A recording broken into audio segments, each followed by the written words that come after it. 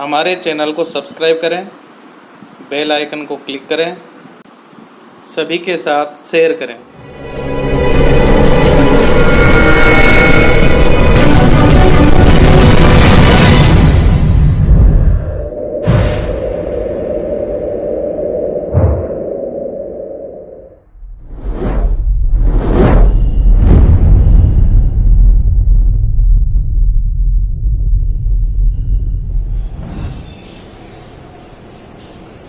नमस्ते, मैं Pradeep Kumar Sharma maths class में आपका स्वागत करता हूँ।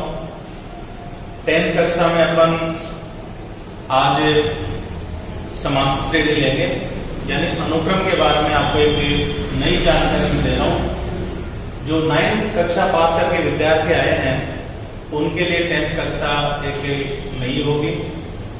कुछ चीजें आपको 10th में मैथ्स में वही मिलेगी जो आपने 9th में पढ़ी है।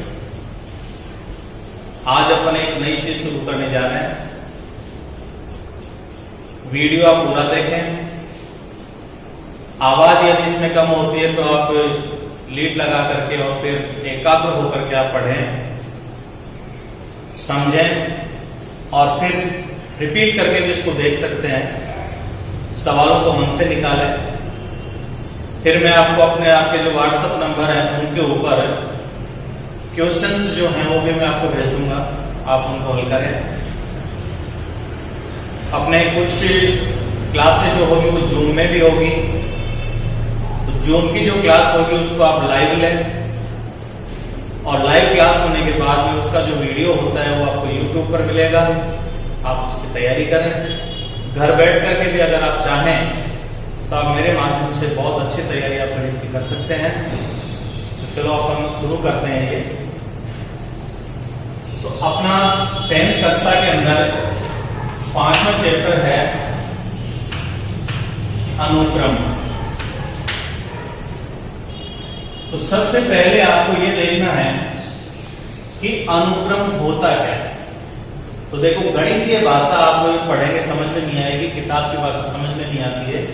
अब इसे अपन अपनी भाषा में ही समझते हैं। अनुक्रम, अनु का मतलब ऐसे पीछे होता है, क्रम यानी लगातार, यानी संख्याओं का ऐसा समूह है जो निश्चित क्रम से आगे बढ़ता है। चाहे वो धनात्मक दिशा में आगे बढ़े, चाहे वो ऋणात्मक दिशा में आगे बढ़े, उसको अपन अनुक्रम कहते हैं। यानी अगर आप चाहें तो इसकी परिभाषा लिख सकते हैं, संख्याओं का वह समूह है जो निश्चित क्रम में आगे बढ़ता है, अनुक्रम कहलाता है।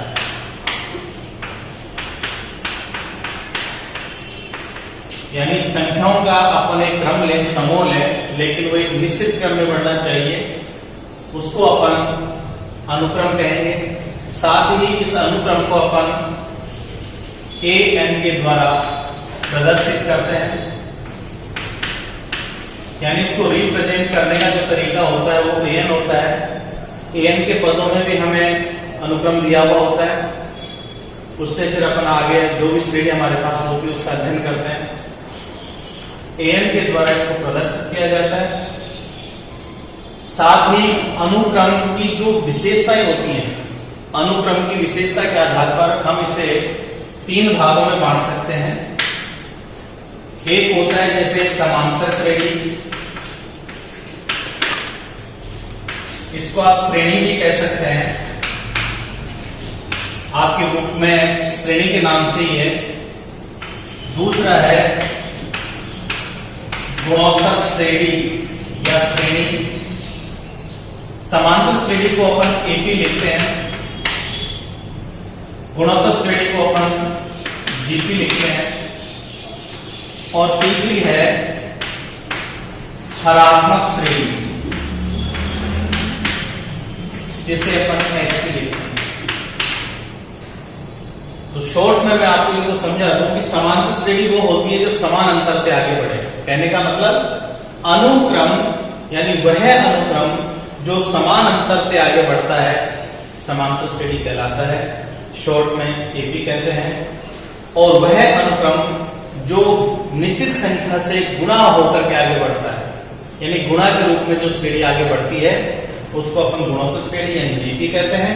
और हरात्मक श्रेणी जो होती है वो समांतर श्रेणी का व्युत्क्रम होता है, यानी समांतर श्रेणी का यदि हम उल्टा लिखते हैं तो हमें हरात्मक श्रेणी प्राप्त होती है। तो हरात्मक श्रेणी को हल करने का तरीका समांतर श्रेणी की तरह होता है। हरात्मक श्रेणी दी हुई होती है, उसका व्युत्क्रम लिख दिया जाता है, समांतर श्रेणी में बदल जाता है। सारे के सारे जो आपके पास सूत्र हैं वो सारे अप्लाई अपन समांतर श्रेणी वाले सूत्रों की अप्लाई हरात्मक श्रेणी में करके हल कर लेते हैं। लेकिन 10th कक्षा में आपके लिए दो चीजें नहीं है, आपको केवल पढ़ना है समांतर श्रेणी। तो आज अपन इस समांतर श्रेणी और अनुक्रम को आगे बढ़ाएंगे। समांतर श्रेणी और अनुक्रम जो है इसको देख के अपन आगे बढ़ते हैं। तो सबसे पहली बात तो आपकी ये है कि अनुक्रम का मतलब आप समझ गए कि अनुक्रम एक निश्चित क्रम में आगे बढ़ता है, समूह होता है संख्याओं का। इस अनुक्रम को देखो, कई बार ऐसा प्रश्न पूछा जाता है कि ये अनुक्रम है या नहीं, तो उसकी अपन एक एग्जाम्पल लेकर के देखो पता करते हैं कि अनुक्रम को कैसे हल करेंगे। तो इसको समझाने के लिए देखो मैं एक एग्जाम्पल ले रहा हूं। जैसे हमारे पास एक संख्याओं का समूह है 3, 5, 7, 9। इसे अपन एक अनुक्रम कह सकते हैं क्योंकि ये संख्याओं का समूह भी हो गया और एक निश्चित अंतर से आगे बढ़ रहा है। 3, 2 का अंतर है, 5, 7, 9 सब में 2-2 का अंतर चल रहा है, इसलिए हम इसे अनुक्रम कह सकते हैं। साथ ही इसकी एक विशेषता हो गई, ये समान अंतर से आगे बढ़ता है, इसलिए हम इसको समांतर श्रेणी भी कह सकते हैं। इसलिए देखो मैं इस अनुक्रम को आगे बढ़ाने के लिए जो अनुक्रम में हमारे पास समांतर श्रेणी आपके 10th में आएगी उसी को मैं ले रहा हूं, यानी अपना जो टॉपिक होगा 5वीं प्रश्नावली का वो मेन होगा समांतर श्रेणी का।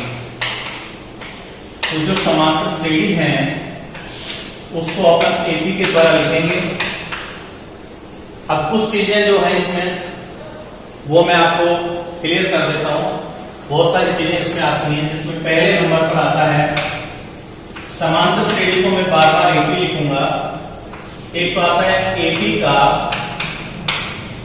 मानक रूप, यानी समांतर श्रेणी जो आगे बढ़ती है या जो लिखी जाती है वास्तव में उसका फार्मूला क्या होता है, किस प्रकार से उसके पद होते हैं। तो देखिए इसका जो पहला पद होता है वो ए होता है, दूसरा पद होता है ए प्लस डी, तीसरा पद होता है ए प्लस 2डी, ए प्लस 3डी, ए प्लस 4डी। इस प्रकार से श्रेणी आगे बढ़ती है अनंत। तो कहने का मतलब ये हुआ कि पहला पद जो हुआ इसको अपन A1 लिख सकते हैं। श्रेणी का पहला पद A1 A से रिप्रेजेंट होगा। दूसरा जो पद है उसको यदि अपन A2 कहें तो A2 का फार्मूला होगा A प्लस डी, दूसरा पद हो गया। तीसरा पद यदि A3 अपन लिखें तो उसका मान होता है A प्लस 2डी। चौथे पद को A4 यदि लिखें तो उसका मान होता है A प्लस 3डी। पांचवा पद A5 तो इसका मान होता है A प्लस 4डी। इस प्रकार से अपन इसको रिप्रेजेंट कर सकते हैं।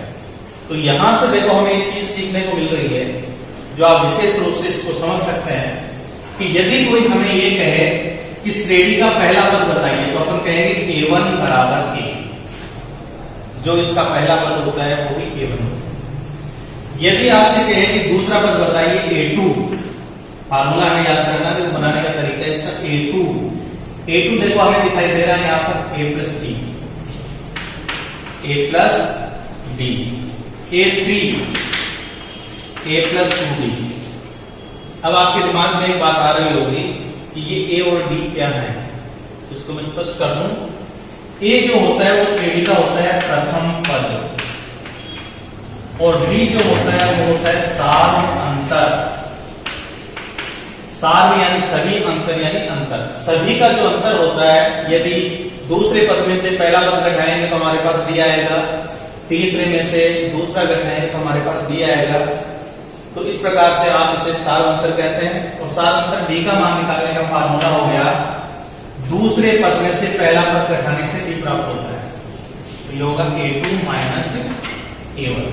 a2 का मतलब दूसरा पद, श्रेणी के दूसरे पद में से पहले पद को यदि घटा दिया जाए तो हमें सार अंतर प्राप्त हो जाता है। अब यहां देखिए, प्रथम पद जो होता है उसमें केवल यही होता है, डी नहीं होता। दूसरे पद में एक डी होता है, तीसरे पद में दो डी होते हैं। इसलिए अपन याद कर सकते हैं, डायरेक्ट यदि कोई आपसे पूछे कि आप श्रेणी का कोई पद पूछे आपसे तो तुरंत बता सकते हैं। कैसे याद रखेंगे? पहला पद डी नहीं होता, दूसरा पद दूसरा है लेकिन डी एक होता है। देखिए, तीसरा पद तीसरा लेकिन डी दो होगा, यानी एक कम हो जाएगा। ऐसे यदि मैं आपसे ये कहूं कि a4 चौथा पद बताइए, a प्लस 3d। ऐसे चलते चलते यदि मैं आपसे 10वां पद पूछूं तो आप तुरंत बता सकते हैं a प्लस 9b, यानी जो यहां पर मान दिया है, जो पद हमें याद करना उसमें से एक कम कर देना। ऐसे करते करते यदि अपन आगे बढ़े और मैं आपसे ये कहूं कि मुझे बताइए nवां पद क्या होगा, तो आप क्या करेंगे? a प्लस इस n में से कम कर देंगे। तो ये संख्या तो है नहीं, इसलिए n में से कम करेंगे तो n-1 होगा और इनटू होगा b। ऐसे हमारे पास एक फार्मूला आता है और इसी फार्मूले को अपन कहते हैं व्यापक पद, समांतर श्रेणी का व्यापक पद। तो अपना दूसरा जो पॉइंट होगा वो यही होगा। तो ये चीजें आपके लिए याद रखने की होती हैं। तो इसका मतलब समांतर श्रेणी को पढ़ने से हमारे पास एक फार्मूला आ गया। यदि आपको प्रश्न में पूछे कि एपी का nवां पद ज्ञात कीजिए, एपी का nवां पद ज्ञात कीजिए, यानी इसका दूसरा नाम होता है व्यापक पद। तो व्यापक पद का फार्मूला हमारे पास होगा an बराबर a plus n-1 into d, जहां a बराबर होगा प्रथम पद,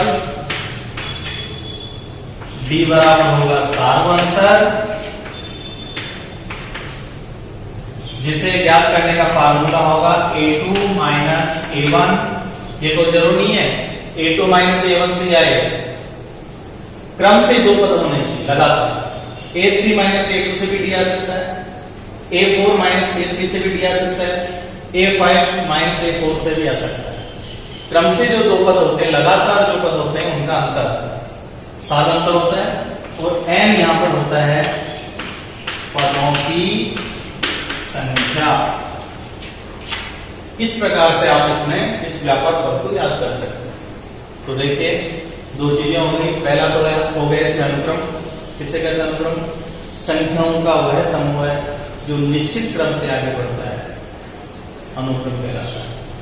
और अनुक्रम को n से लिखते हैं। आगे मैं ये भी बताऊंगा कि अनुक्रम जो होता है उसमें n के प्रत्येक मान के लिए जो हमें संख्या प्राप्त हो जाती है वो आप एक समूह के रूप में प्राप्त कर सकते हैं उसे। दूसरा हमने देखा है कि एपी का मान रूप क्या होता है। तो ये होता है a plus D, a plus 2d, a plus 3d। ये सारे पद लिखे जा सकते हैं, पहला दूसरा तीसरा ऐसे। पहले पद को a1 कहें, दूसरे को a2, a3। तो a3 का फार्मूला हो जाएगा a प्लस 2d। ऐसे ही आगे बढ़ते जाए, nवां पद में याद करना हो व्यापक पद, तो हमारे पास फार्मूला निकल करके आता है an बराबर a plus n-1 into d। ये हमारे पास एक स्टैंडर्ड फार्मूला हो गया।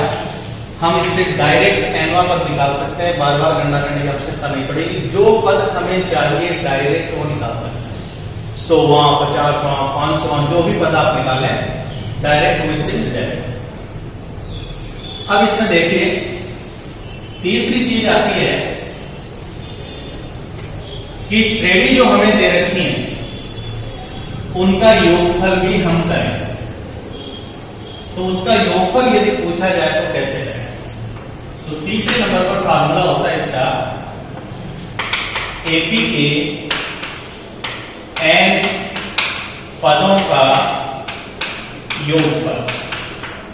तो मैं आपको ये क्लियर कर दूं, योगफल को Sn से रिप्रेजेंट किया जाता है। S यहां पर योगफल को प्रदर्शित करता है, n यहां पर पदों की संख्या को, यानी n पदों का योगफल यदि हमें ज्ञात करना है तो समांतर श्रेणी में दो फार्मूले हैं।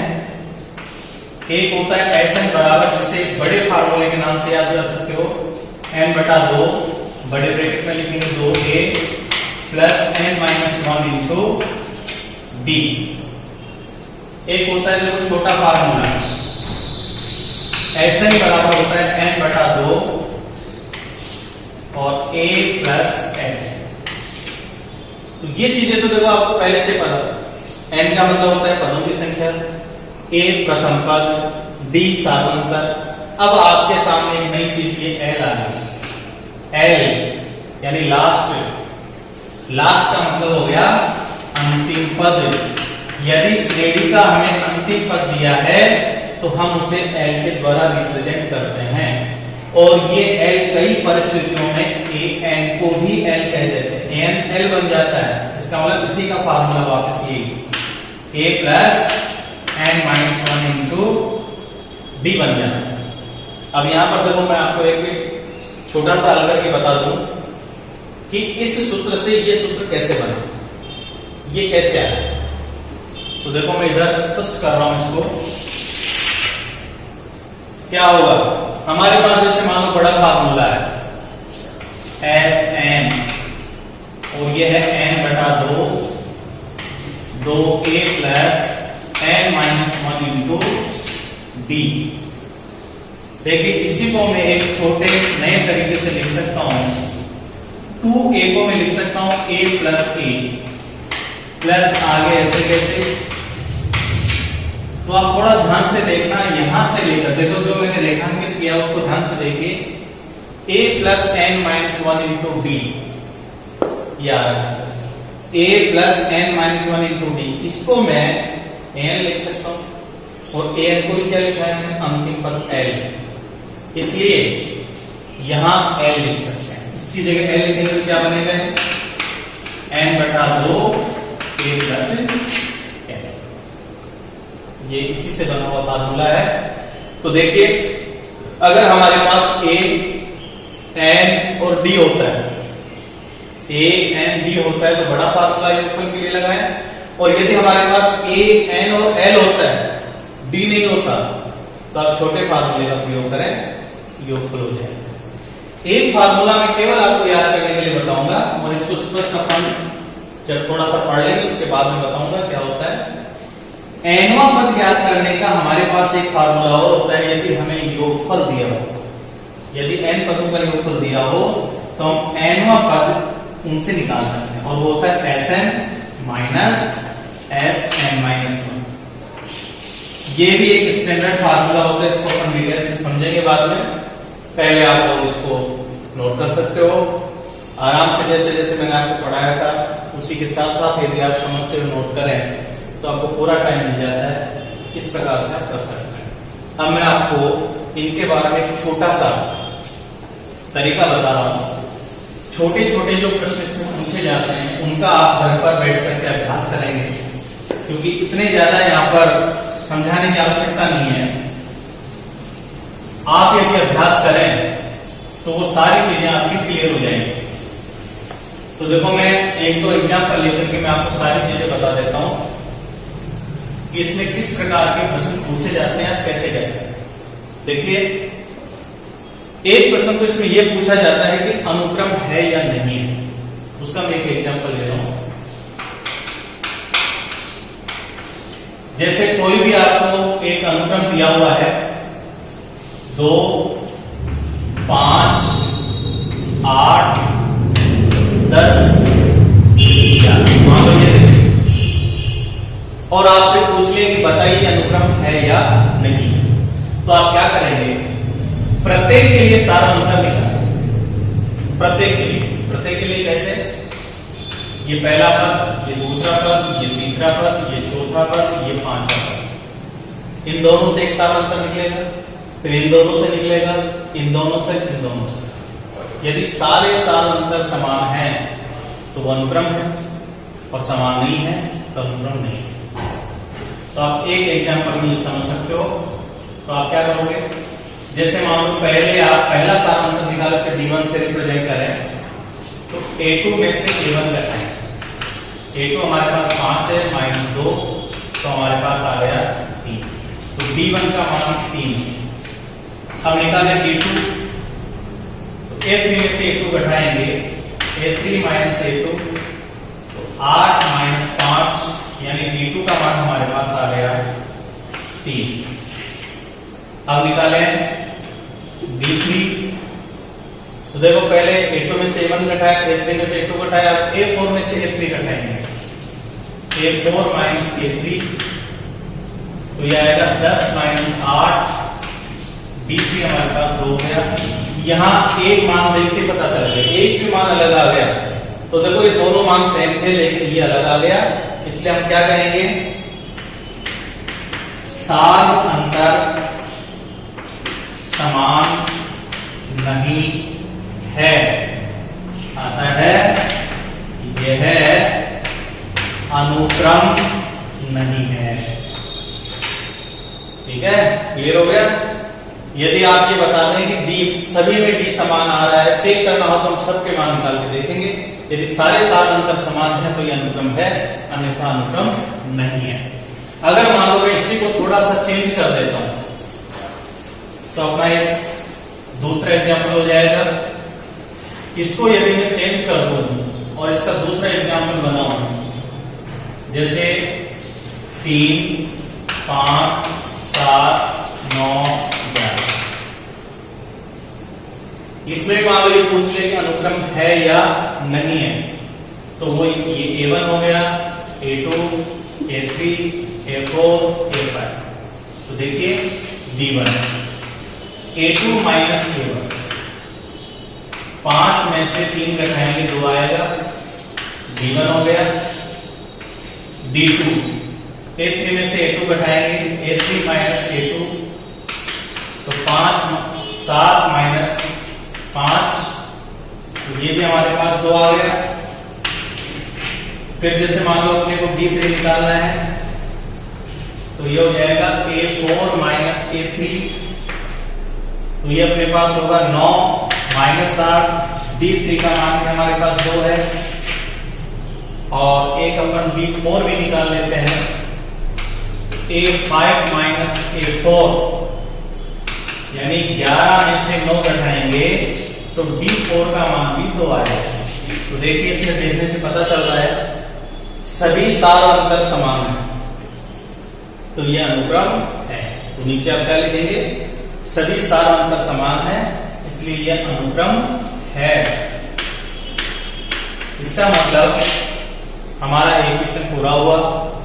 एक तो अनुक्रम है या नहीं इसकी पहचान करना, दूसरा सार अंतर निकालना, दूसरे पद में से पहले पद को घटाएंगे सार अंतर आ जाएंगे।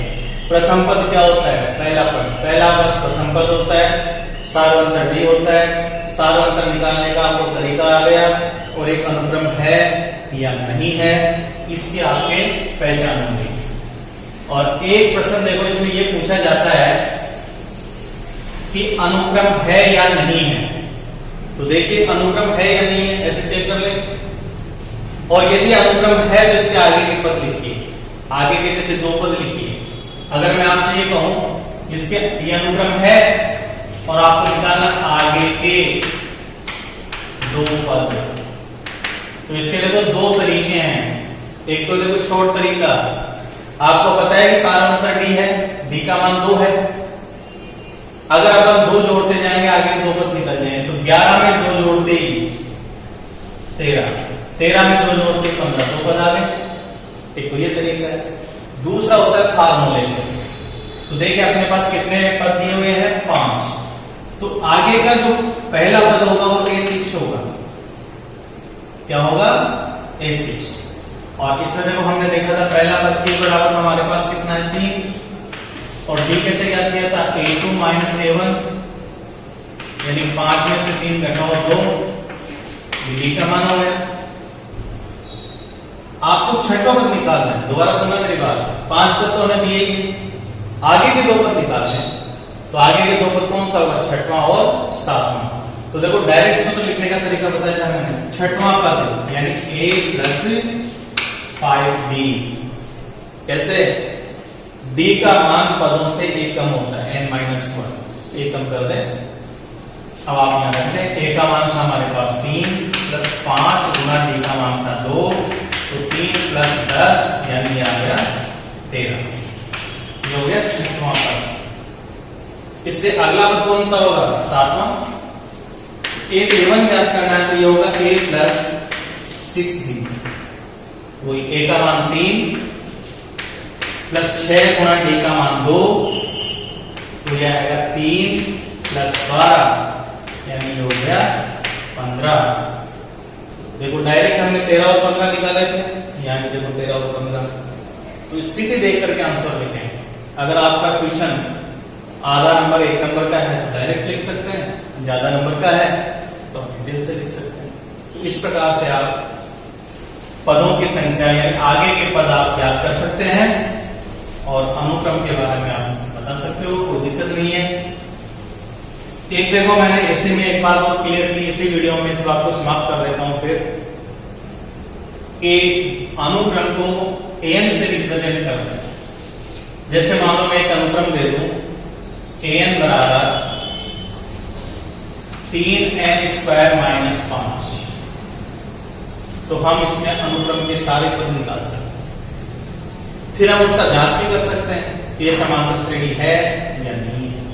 कैसे, जो आपको n के पदों में अनुक्रम दिया है उसको समीकरण नंबर 1 लिख दें, और यहां पर अपन n का मान रखेंगे 1 2 3 4, जितने भी आप निकालना चाहो।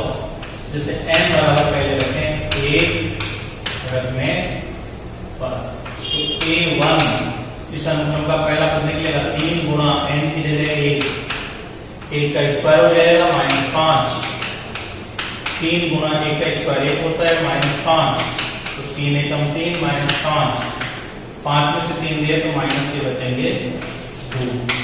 अब यहां पर आप माइनस प्लस की गलतियां कर देते हैं, तो ऐसे याद रखना, ज्यादा वाली संख्या कौन से चिन्ह की है, तो ज्यादा वाली संख्या माइनस की है तो माइनस का चिन्ह पहले लगा दो, और ज्यादा में से कम को घटा दो, कोई टेंशन नहीं है।